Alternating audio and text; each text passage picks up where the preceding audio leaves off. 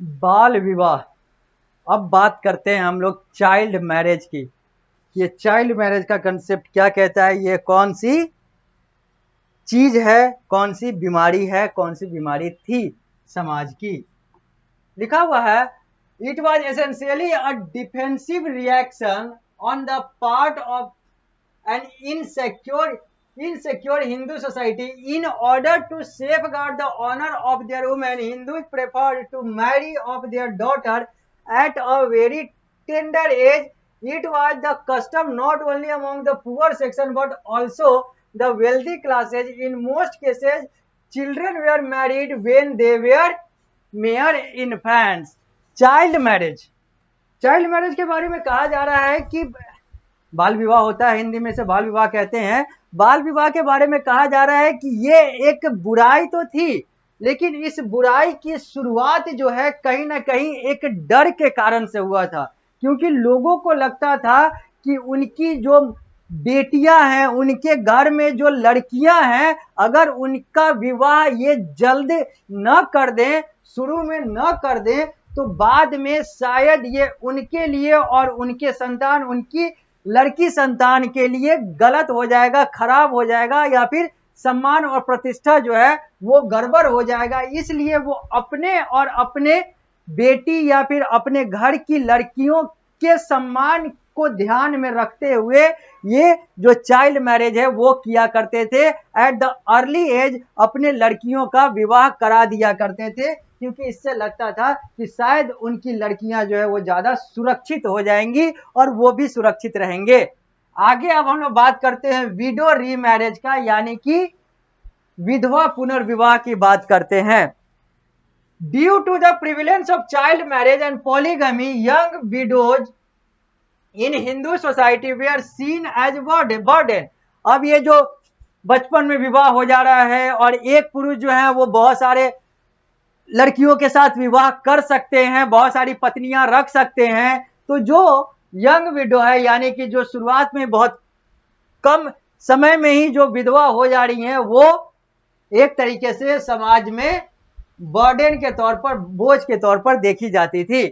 इसलिए भी बोझ के तौर पर देखी जा रही थी क्योंकि यहां पर अब विधवा हो गई, अब दूसरा विवाह होगा, तो दूसरा विवाह करने के लिए तो लोग हैं, लेकिन लोगों के पास तो पहले ही से ऑप्शन है पॉलीगैमी का और चाइल्ड मैरिज का। बच्चियों से विवाह कर सकते हैं और बहुत सारे विवाह कर सकते हैं, तो वो विधवा के पास क्यों जाए। ये हमारी उस समय की सोच बताती है, ये हमारी उस समय की गंदी सोच बताती है। Old upper caste wealthy men often got married to young girl, and after their husband death, these young widows were forced to live in isolation and under restriction. जो old upper caste wealthy man थे, यानी कि जो उच्च वर्ग के जो धनवान व्यक्ति थे, जो ज्यादा उम्र के भी थे, वो often got married to young girl, वो बच्चियों से वो विवाह करते थे। And after their husband death, और बच्ची हैं, एक है 10 साल की और उसके पति हैं 60 साल के। अब वो 60 साल वाले अपने बीमारी से ना भी मरे तो अपने उम्र से ही अगर मर जाएंगे तो 70-80 साल, यानी कि अगले 20 साल में उनकी मौत हो गई। अगर वो नेचुरल डेथ में भी आते हैं तो अगर साधारणता देखें तो 80 साल में उनकी मौत हो गई, 60 साल में उनका शादी हुआ 10 साल की लड़की के साथ, और 80 साल में मृत्यु हो गई, तो 20 साल के बाद उनकी मृत्यु हो गई। ये लड़की जो है 10 साल की, 20 साल के बाद तो 30 साल की हुई, तो ये तो यंग रह गई, और इनके पति जो है वो निकल लिए, और पति के निकलने के बाद ये विधवा हो गई, और विधवा होने के बाद अब इनको कोई पूछ नहीं रहा है, और इनके लिए कहा गया कि तुम अब अपना देह त्याग करके तुम भी निकल लो। ये उस समय का समाज था। Their head were shaved, they could not eat vegetarian food, wear they could only eat vegetarian food, wear simple mostly white cloth, and live in a small room mostly cut off from the main house. अब ये जो महिलाएं थी जो विधवा हो जाती थी, उनके बाल को हटा दिया जाता था, सिर का बाल उनका मुड़वा दिया जाता था, उन्हें सिर्फ शाकाहारी भोजन करने को मिलता था, अगर मांसाहारी चाहे भी तो भी नहीं मिलता था। सिर्फ सादा, यानी कि सफेद कपड़ा, सफेद साड़ी पहनना पड़ता था, और अलग से एक छोटे से कमरे में अपना जीवन जीना पड़ता था। They could not participate in any social function and it was considerable a bad omen to see their face in public widow in public. Full stop. They could not participate in any social function, कोई सामाजिक जो कार्य हो रहे हैं वहां पर भी इन्हें नहीं बुलाया जाता था, न इन्हें जाने की अनुमति होती थी, और माना जाता था कि अगर इनका चेहरा लोगों को दिख जाए तो उसके लिए, जिसको दिख रहा है वो उसके लिए ये अपशकुन हो जाता था, इसलिए इन्हें समाज में भी चलने का मौका नहीं दिया जाता था। Window remarriage was prohibited in Indian society particularly among the ब्राह्मण एंड अपर कास्ट। अब ये जो विडो रीमैरिज है, जो महिला का पुनर्विवाह यानी कि दूसरे के साथ विवाह कर लेना, दूसरा पति अपने पति के मरने के बाद बना लेना, इसका भी प्रावधान नहीं था, खासकर जो तथाकथित जो उच्च वर्ग के, उच्च वर्ण के लोग थे, ब्राह्मण और बाकी क्षत्रिय वगैरह। अब हम लोग बात करते हैं एज ऑफ कंसेंट की, यानी कि वो उम्र जहां पर चीजें जो हैं वो चाहे विवाह का हो चाहे अलग अलग चीजें हो सकता है। तो लिखा हुआ है attempts have been made by state and reformer to do away with the evils of early marriage by legislation। बहुत सारे प्रयास किए गए, चाहे वो सरकार हो चाहे वो अलग अलग रिफॉर्मर हो यानी कि समाज सुधारक हो, उनके द्वारा जो अर्ली मैरिज है इसके बारे में, इसके लिए सुधार किया गया। In 1901 the Gaekwad of Baroda pass the infant marriage prevention act which fix the minimum marriageable age in the state of girl at 12 and for boys 16। 1901 में जो सबसे बहुत बड़ा प्रयास किया गया वो बड़ौदा के गायकवाड़ के द्वारा किया गया, जिन्होंने इन्फेंट मैरिज प्रिवेंशन एक्ट लाया, जिसमें उन्होंने मिनिमम एज निर्धारित किया कि महिलाओं का मिनिमम एज, अगर लड़की का शादी होता है तो कम से कम वो 12 साल की होनी चाहिए और लड़का कम से कम 16 वर्ष का होना चाहिए। मतलब मान देखिए कि 12 साल इस नियम के बाद हुआ, यानी कि शादी कब हो रही थी, 4 साल 5 साल 6 साल में, जब वहां पर उनके शरीर के बाकी अंग जो हैं, जो शादी वाले जो अंग हैं वो भी विकसित नहीं हो रहे हैं, उस समय इनकी शादियां हो रही थी। और 12 साल भी क्या एज है अगर अभी हम लोग देखें तो, लेकिन फिर भी 12 साल और 16 साल फिक्स किए गए।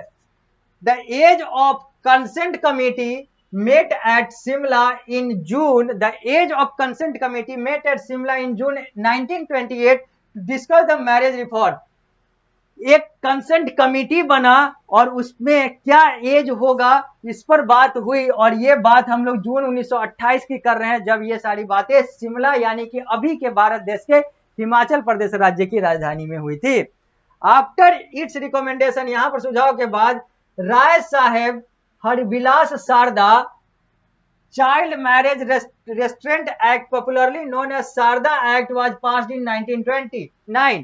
इसके बाद शारदा एक्ट, जिसका पूरा नाम child Harbilas Sarda's child marriage restraint act है, वो 1929 में पास होता है, शिमला वाले 1928 के बहस के बाद। और it laid down the minimum age of marriage for girl age 14 and boys for 16। और इसने जो बड़ौदा वाला था 12 और 16, इसने 14 और 16 किया, यानी कि महिलाओं का एज 2 साल और ऊपर कर दिया गया, पुरुष 16।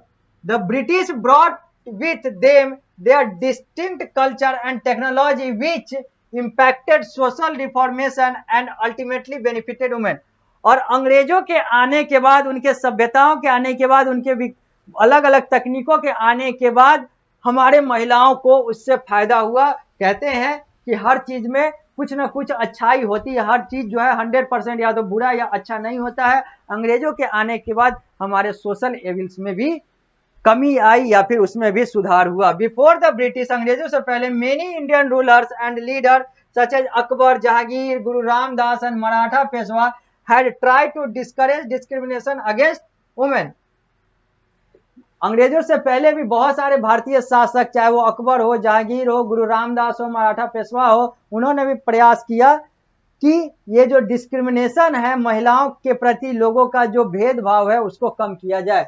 They took a strong measure to eradicate social ills। इन लोगों ने भी बहुत मजबूत प्रयास किए, पार्टिकुलरली सती को भी खत्म करने के लिए बहुत प्रयास किए। Finally the colonial state joined hands with the Indian intelligentsia led Raja Ram Mohan Roy to modernise and reform Indian society. और बाद में जब अंग्रेजों के आने के बाद इन सारे प्रयासों को और ज्यादा बल मिला और राजा राम मोहन राय जैसे लोग भारतीय समाज के सुधारक बन गए, सती प्रथा के उन्मूलक बन गए।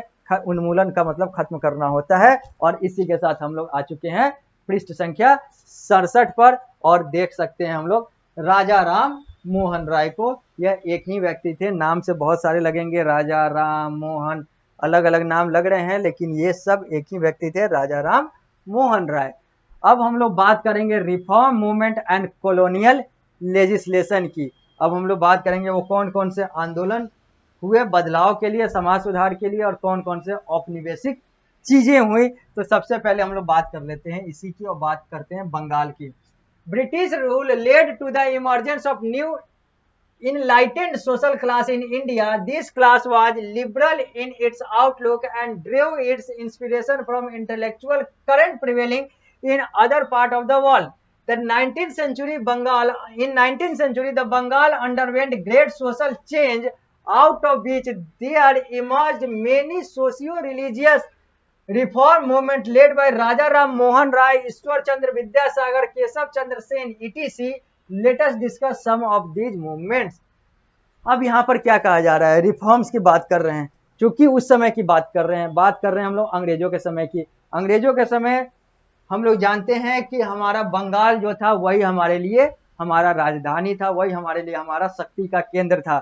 तो उस समय बंगाल की बात करें तो बंगाल ने बहुत सारे बदलाव देखे। अंग्रेजों के आने के कारण से भारतीय लोगों में बहुत सारी सहिष्णु सोच हुई, यानी कि लिबरल सोच हुई, उदारवादी सोच हुई, क्योंकि ज्ञान आया, ज्ञान के साथ वो सत्ता का भी समर्थन मिला, और वो बहुत सारी चीजें हुई जिसके कारण से भारत, बंगाल, पूरा भारत जो है वो उदारवादी हुआ। जो चीजें जो पहले बहुत ज्यादा कठोर हुआ करता था उसको इन लोगों ने सुधारने का प्रयास किया। अलग अलग दुनिया के देशों में जो जो चीजें हो रही है उनको सीखा, समझा, और उन सारी चीजों के आधार पर सामाजिक और धार्मिक बदलावों को किया गया। अलग अलग लोगों के द्वारा कुछ नाम दिए गए हुए हैं, राजा राम मोहन राय, ईश्वर चंद्र विद्यासागर, केशव चंद्र सेन इत्यादि लोगों के द्वारा अलग अलग प्रयास किए गए समाज के उत्थान के लिए। सबसे पहले हम लोग बात करेंगे इस राजा राम मोहन राय एंड ब्रह्मो समाज की, फिर हम लोग इसके बाद बात करेंगे ईश्वर चंद्र विद्यासागर की, फिर हम लोग बात करेंगे विवेकानंद रामकृष्ण मिशन की, और भी बहुत सारी बातें हम लोग केशव चंद्र सेन की भी बात करेंगे, एक एक करके बहुत सारी बातें करेंगे। लेकिन इन सारी बातों को शुरू करने के लिए और इन सारी बातों को करने के लिए आपको आना होगा अगली कक्षा में, क्योंकि इस कक्षा को मैं देने जा रहा हूं यहीं पर विराम। मिलता हूं अगली कक्षा में, तो इस अध्याय को यहीं से आगे बढ़ाएंगे।